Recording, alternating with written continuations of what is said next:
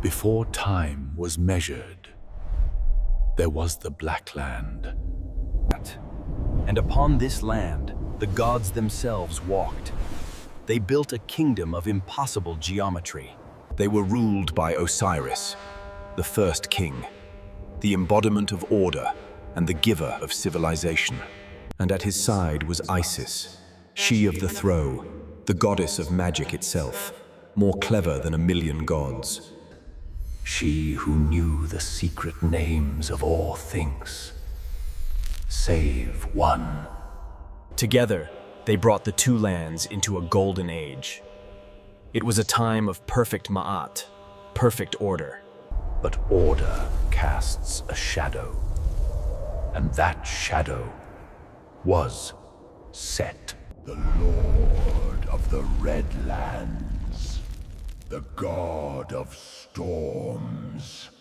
He looked upon his brother's kingdom and saw only what was not his. His hatred poisoned all it touched, even his own house. For in the heart of chaos, deceit had already taken root, a betrayal that would seal Osiris's fate. Set, fueled by jealousy and the sting of betrayal, began his work. He would not challenge his brother with strength, but with cunning. He took the precise measure of his brother, a measure for a coffin. A thing of terrible beauty, built to fit only one god. A sarcophagus, disguised as a gift. The trap was built. The bait was pride. Set announced a great feast, a celebration of his brother's reign. All the gods were invited, and its architect, who hid his malice behind a perfect smile. Only one saw through the illusion. The goddess of magic felt a disturbance in the weave of Ma'at. He did not look away. In that moment, she knew. But she did not know the shape of the trap.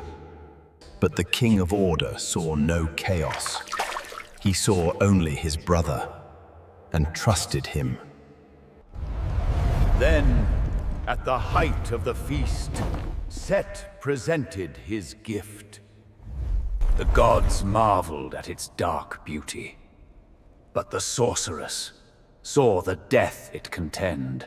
He issued his challenge, knowing the measurements were exact. A game for the gods to play. One by one, they tried. One by one, they failed. The trap was set for only one soul. His queen tried to warn him. Her magic screamed, but his pride and his trust were death. The audio features a deep male narrator with a neutral American accent and significant... A perfect fit, measured for death. He heard his queen scream, and in the darkness, the King of Life finally understood. The trap was sprung. Sealed by 72 conspirators. Sealed by... It was not enough to kill him. He must be encased, trapped between life and death. In that moment, the goddess of love became the goddess of vengeance, and her hunt had begun. They dragged the divine coffin to the river to cast their king into the churning. He was given to the river, the god of life, entombed by water. The Lord of Chaos was now king. It drifted for days, carried by the very river he had commanded. The river gave him to the sea, And the sea carried him far from the shores of Egypt.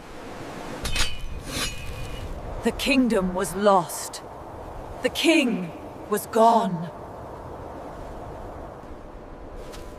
She shed her divinity. she shed her crown. She was joined by the only other who knew Set's true nature, her sister. They hunted for rumors, a whisper, a child's story of a great chest. She bound her magic to the winds, carried a name.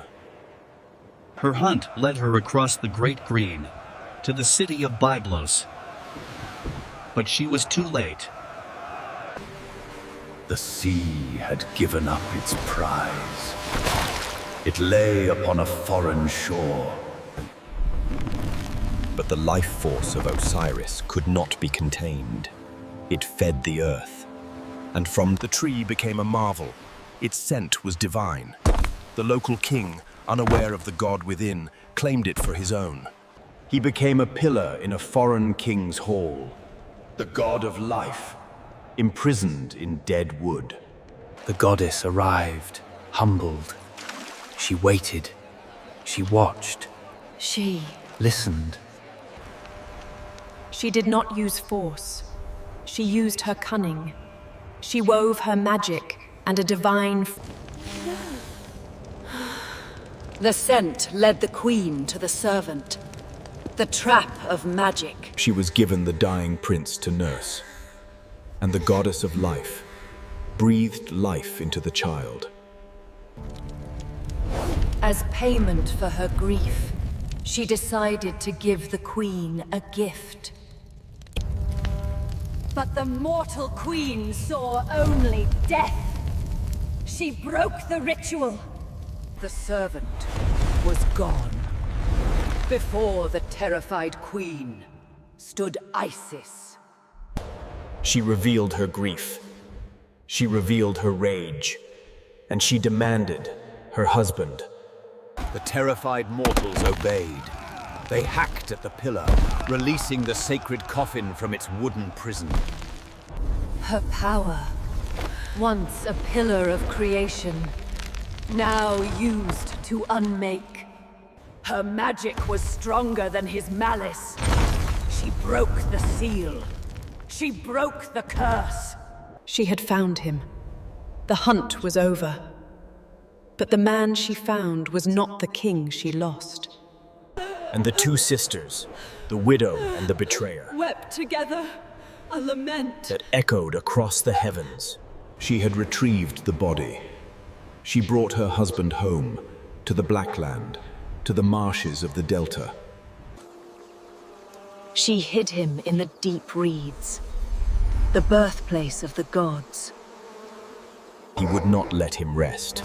The body was desecrated, torn into 14 pieces, scattered across the world. From the Nile Delta to the farthest reaches of the desert, the pieces of the king. His hatred had gone too far. The grief was gone, replaced by a cold, surgical fury. Sisters changed their shape, from grieving queens to the swiftest of hunters. The sky became their weapon. First, she found it in a tomb of dust, a mere fragment of the god she loved. Each piece was sealed, protected by her magic. The beginning of a long... The memory haunted her sister. A scream she could not make. Now a map to their next piece. The queen of the desolate lands knew the cruel geometry of her husband's rage. She guided the hunt. Two. The first found. A rib of the king. Sealed away. Across the breadth of Egypt, the hunt continued. From the black lands of the living to the red lands of the dead. And in the quiet darkness, she guarded his death, not just for herself, but for the son she knew would come. Set felt her presence. He felt her magic. And he sent his chaos to hide. The search became a war. For every fragment found, a challenge from the god of chaos. He had hidden the fragments in venom. But the sorceress of the gods knew the language of the serpent. Set's traps were not just hidden. They were alive. The very earth fought back.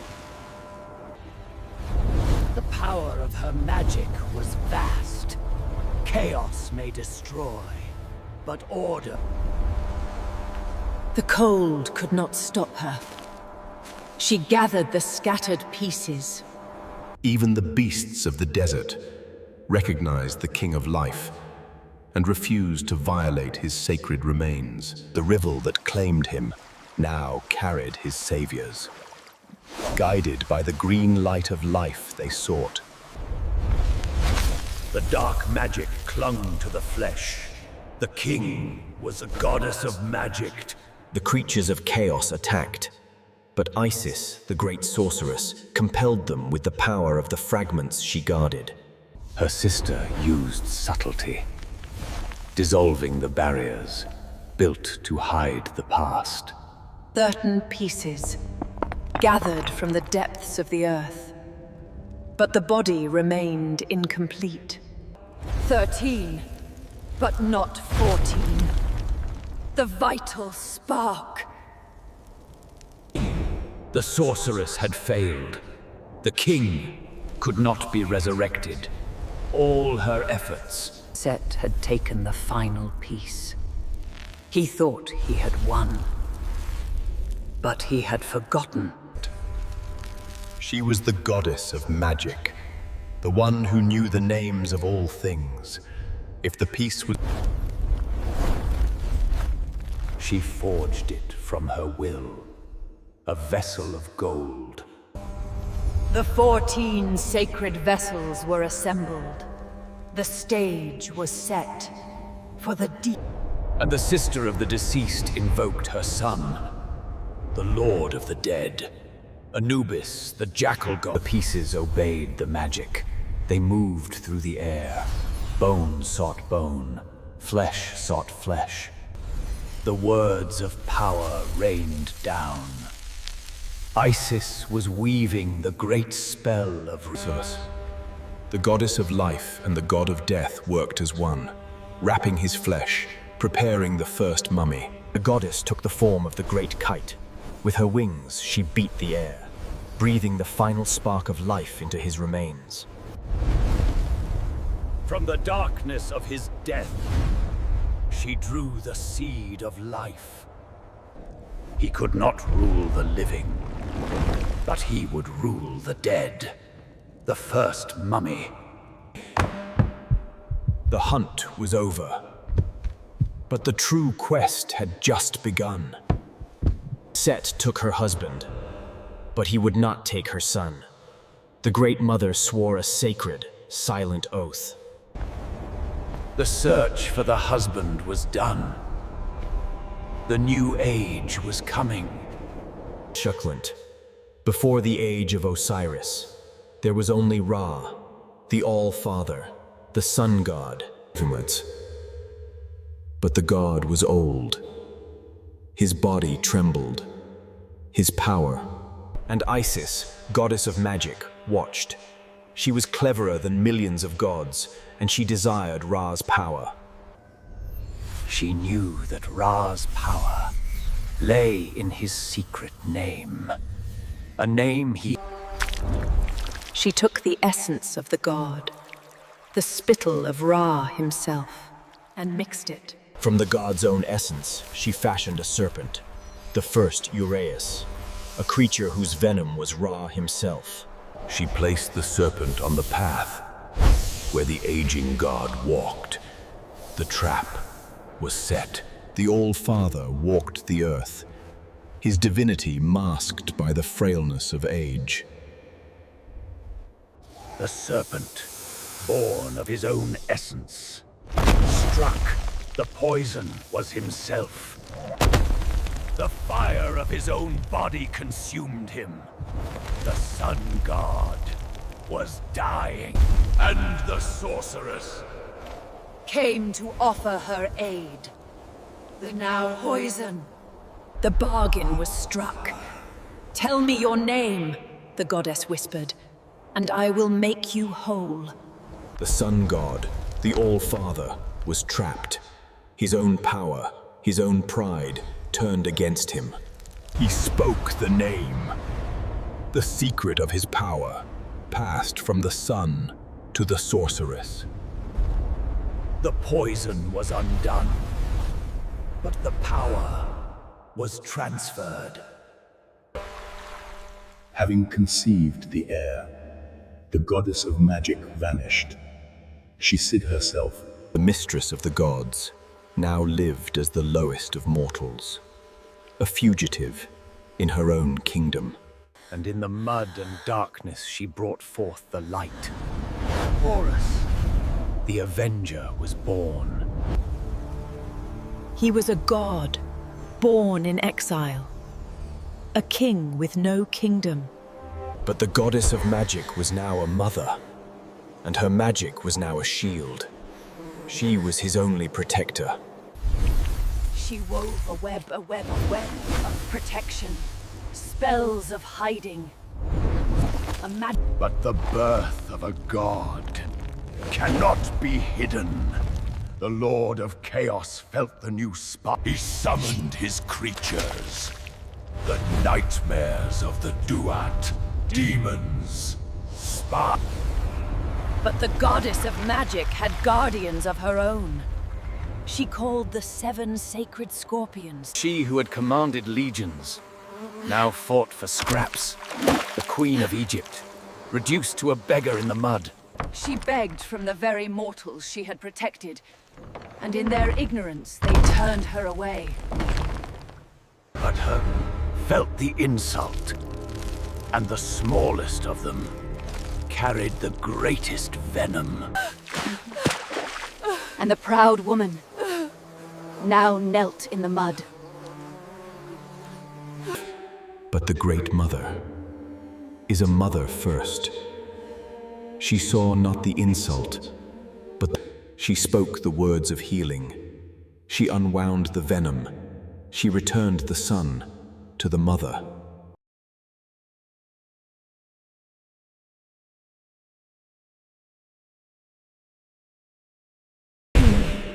The child grew. He was strong, divine. And in the one moment she left him, the assassin of Set found the child. Her own magic, the magic of life, was failing. The poison of chaos was stronger. The mistress of magic was powerless. She cried out to the heavens, to Ra, to Thoth, begging them to stop the sun. And the universe heard her cry. The sunboat of Ra stopped in the sky. The god of knowledge descended. He brought the wisdom of the gods, the ultimate antidote. Death was banished. The child lived. And the sunboat moved again. The child was saved, but the mother was changed. The protector had become a warrior. The war for the throne had begun. To hide a god, she hid him among mortals. The safest place was in plain sight. But Set's malice was everywhere. In the water, in the food, in the air itself. And she was always ready. A constant, magical war. The years passed in secret. The mother trained the son. The child became a boy. The boy became a warrior. The child of the marsh was now the lord of the sky. The time for hiding was over. Isis brought her son before the gods to claim his father's throne. And Isis spoke. With the power of Ra in her voice, she accused the usurper. Set laughed. He held the throne. He held the power. And he would not give it up. The gods demanded trials, a war of strength, a war of enduring years. But Set was not fighting one god.